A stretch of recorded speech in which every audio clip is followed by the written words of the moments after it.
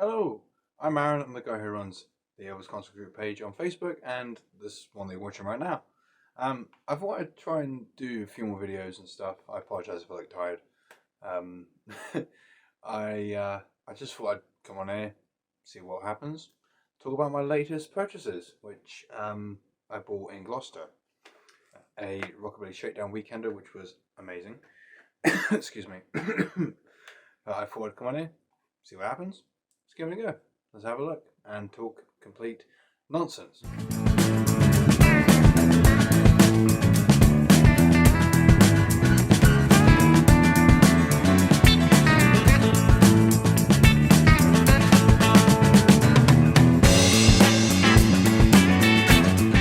Okay, so I'll try and keep these short and sweet with some form of context on some of the releases that we've had probably before or since. But the first one I've got is from 2000, which is That's the Way It Is Special Edition, which features studio material, August 12th Midnight Show, and some rehearsal material. This set I always sort of avoided, just I don't know why, just because, but I'm glad I've got it. It's an essential set in a sense, with just what it delivers, the story it tells. It's done correctly in a sense. You get Elvis in the studio, Elvis rehearsing, Elvis on stage. Pretty much basic story. But the August 12-minute show, you cannot go wrong. I still think it's one of the best shows he ever did, if not the best. It's up there with Madison Square Garden, which is a high bar to do. But a great set. I'm glad I picked it up. I actually picked up two copies. One is going to my Uncle Bry. Shout out Uncle Bry. He doesn't know it, but he's getting it tomorrow or whenever I see him. He's going to see on the video and be like, "Oh, that's mine." Anyway, there's that one. And it goes on the floor. So, the next release that I found, and I'm sort of doing this in chronological order in a sense, just to give a better review of how they go on throughout. But I picked up Burning in San Bernardino, which was a Infinity Records release from last year, 2025. They co-released it with The Pope Is Coming from Chicago 72, which is the June 17th day and evening performance, so just a day. But I picked up this one at the time because of the unreleased evening show. This one I avoided, only because I've heard it a couple of times, and it's both shows, on physical copy. The 12th was the first time, which is this release, so it's good to have that in the collection now, along with everything that we have so far.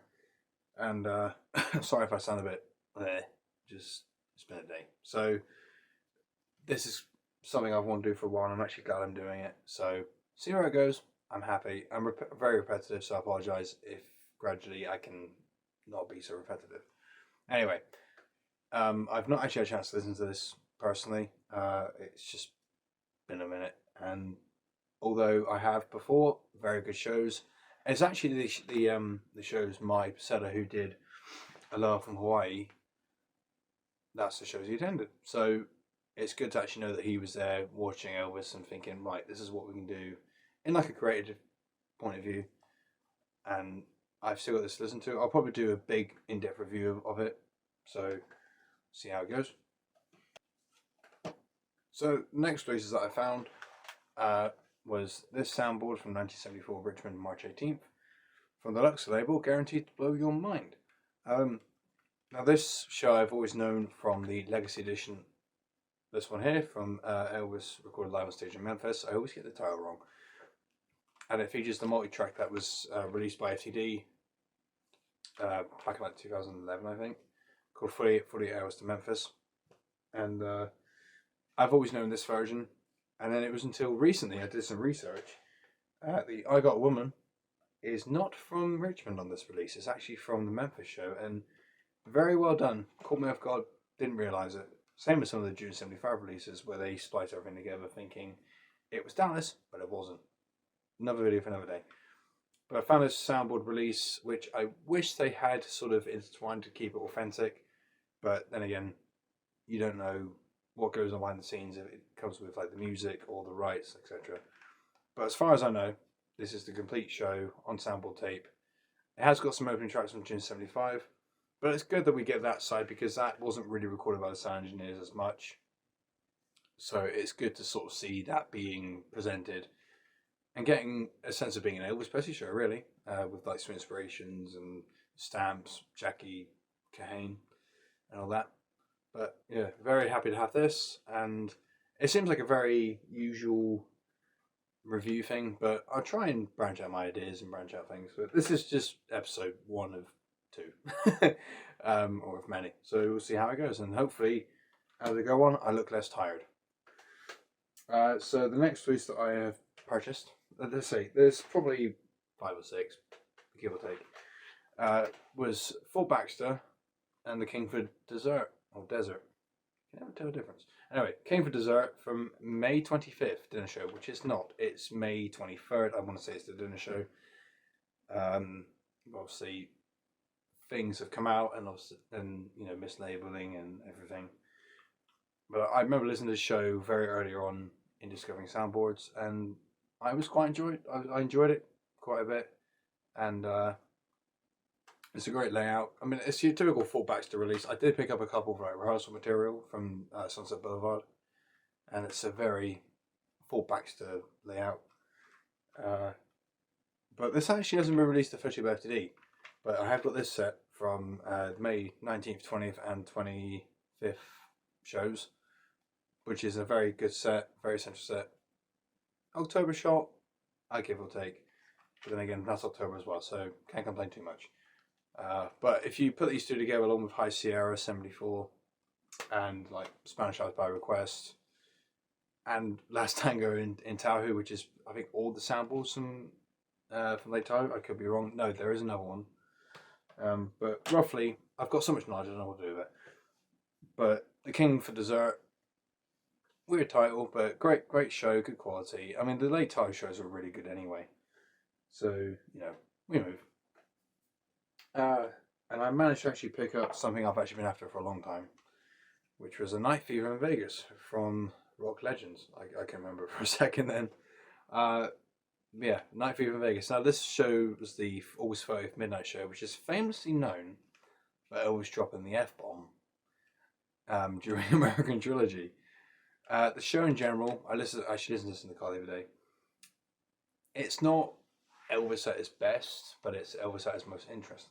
And I say that because the whole season itself was Elvis doing karate monologues and trying the set list, changing the set list a little bit with like the opening night famously, which is a review for another day. And obviously then famously going back to just what we now know as like CC Rider, I Got a Woman, that sort of thing. But this show in general, it's just another 74 show. I hate to say it. I love the season to bits. But it's good that I've now finally got it in a physical copy. The ending notes of like Kind of Falling in Love, You Give Me Mountain, solid.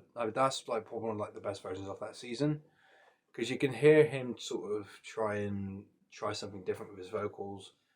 Same as College Park. As much of it's not even disappointing, but as much as a meh show as it was, you could hear by the end of it he was trying his hardest to try something different. You can tell it's Elvis, by the way. People think, oh, he's clone. No, that was Elvis purely. But the Midnight Show is great to have. The dinner show was released on this FTD back in 2023. I only know that because I was in Australia at the time. My friend's watching this, But the 30th dinner show is nice to actually have on soundboard along with this. So you get sort of, dinner, midnight show. I quite like listening to them back to back because then you can sort of tell by Elvis's mood how he was feeling, along with how I'm feeling right now. The next release was just because it was there in a sense. It's a show I've always considered top 10, and it's one of the best soundboards I think ever, give or take, which is Just Pretend December 13th Midnight Show from Full Baxter 1975. Now this to me includes one of the best versions of Polk Salad Annie, intertwining everything that Polk Salad became in a sense, with like the orchestra arrangement, the movements, how the song progressed over the years. This is like a perfect mix of the song, but you get all these amazing versions like Teddy Bear, even that seems good because he's enjoying himself, he's joking around. And I Love You So, America the Beautiful, How Great for Art, you can't go wrong. It's one of the best versions he ever did. But this came out, I want to say, in the late 90s, early 2000s. I'm rubbish with CD release dates. Concert dates, give me them, and I'll know. But as people know. But yeah, that was the first release, and then we had this released by FTD in 2018. And that was released with the December 6th show, but it mixes both dinner show and midnight show tapes to make it complete, which is fair enough. Although Pope Salad is from Omaha 74, I want to say it's the afternoon show. So not completely authentic, but we have it. It's beautiful. I love the packaging. This thing, FTD packaging is great, mostly. It's really good anyway, although AI imagery, not a fan of. Obviously, I'm just winging this at this rate because this is the first one I'm doing. And it won't be the last because I've got a few ideas I want to do. And we're not doing too much time. And I've just managed to pick up a couple more. These ones don't have so much of a story to them as much as the ones I've presented so far. But I managed to pick up Greensboro 76, which is it's been a long time coming, from the Lux. The Lux are label, same as Guaranteed to Blow Your Mind. But the soundboards for 76 can be hit or miss for me, and in general, because obviously how Elvis's personal issues were interfering with his performances. And that's the thing, I run the group purely for the music and explaining, certain moments and photos captured, adding stories to them. This is a pure example of just the sound. It's amazing. When you go to 76 shows, the mix is perfect. He's not in a bad mood. There was a couple of bits in between. It's just like he doesn't want to be there. But then again, as this tour progressed from June 25th to July 5th in Memphis, it did progress. But it was overall a very solid tour. And this is June 30th, so he wasn't doing too bad. But Greensboro always has a special place in everyone's fans' heart for being like Elvis on tour. 74, 75, and 77 as well, because even that show was one of his best of 77 on April 21st.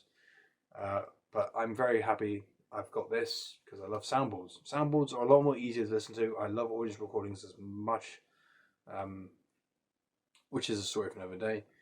But, lovely packaging. It's not even packaging. It's just nice to have, and it's got sweet inspirations as a starting thing. Same as the back, same as just like this show in general. It's a great story depiction of the time, especially.